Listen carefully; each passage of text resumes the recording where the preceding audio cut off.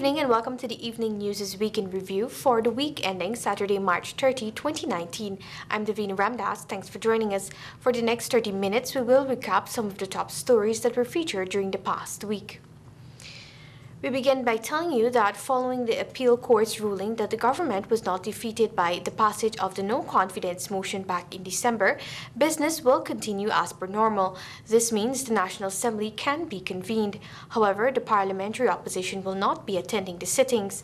More in this report filed on Monday. Following the Court of Appeal's ruling that the no-confidence motion was not validly passed by 33 votes, the government announced that arrangements will be made for Parliament to meet and to conduct its business. But opposition leader Bharat Jagdeo says none of his parliamentarians will be attending the sittings of the National Assembly. Jagdeo, who is also General Secretary of the People's Progressive Party, says this will be in effect while the party's appeal of the appellate court's ruling on the no-confidence motion is pending at the Caribbean Court of Justice, CCJ. Chancellor of the Judiciary, Janet Cummings Edwards, and Justice of Appeal, Don Gregory, ruled that 34 votes were required to pass the no-confidence motion. But Jagdeo has since contended that the Constitution of Guyana is pellucid on what number of votes is needed for the passage of a no-confidence motion. It is a majority of all elected parliamentarians, and the majority of 65 is 33.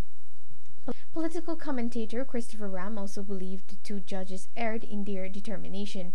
Meanwhile, as the government prepares to reconvene Parliament, opposition member Guan Edgil has warned that those with dual citizenship must be prohibited from participating. In fact, Edgil called on all dual citizenship parliamentarians to vacate their seats. Davina Ramdas, The Evening News. On Tuesday, we reported that the opposition, People's Progressive Party Civic, filed its appeal on the no-confidence cases at the Caribbean Court of Justice. The opposition's leading counsel, former Attorney General Anil Nandlal, told this newscast that the appeal was filed and served.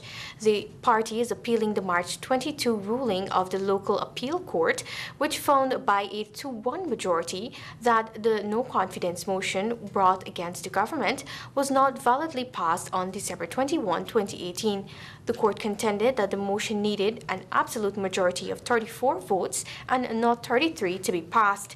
However, the party disagrees with that argument, explaining that throughout its history, the Parliament of Guyana has always recognized 33 as the majority of all 65 elected members. Nevertheless, the Trinidad-based court subsequently held a management hearing, and dates in early May were set for arguments. Meanwhile, President David Granger on Wednesday assured that his government will ensure that the Guyana Elections Commission is in a state of readiness to hold elections whenever polls are called. Details in this report. The head of state told reporters this morning that regardless of what have taken place in the local courts and what is going on before the Caribbean Court of Justice, his administration will ensure that GCOM has the necessary resources needed to prepare for elections. We are going to ensure that whatever happens at any level of the judicial system, Guyana is going to be prepared. I've been very happy with the level of cooperation I've been getting from the chairman, and as far as possible, we are going to satisfy those needs. We're going to go back to the Parliament, whoever attends, we're going to go back to Parliament and make requests to ensure that GCOM has everything it needs. We are committed to having clean elections, credible elections in this country. And as I said, I will engage GCOM to ensure that the request made to me by the chairman will be satisfied. However, President Granger could not say when the next sitting of the National Assembly will be held. As I said, I have received a letter from the chairman of GCOM. He has asked for a certain amount of money, and we have to prepare that bill because when we were deemed by the Supreme Court that there was no cabinet, we could not go to the National Assembly because only cabinet could submit a bill to the National Assembly. Now that the ruling of the Chief Justice has been set aside, cabinet has sat, and we have decided to go back. I cannot say when, but the earliest date possible.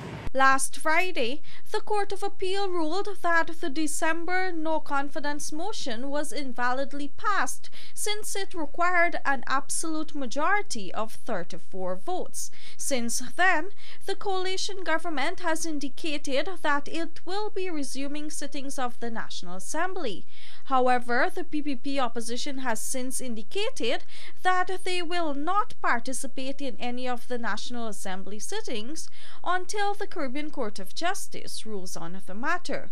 In fact, opposition leader Bart Jagdeo has already filed his appeal asking the regional court to restore the ruling of the Chief Justice who upheld the passage of the no-confidence motion. Reporting for the Evening News, Vanu Manikchand. Let's take a quick break and we'll be right back.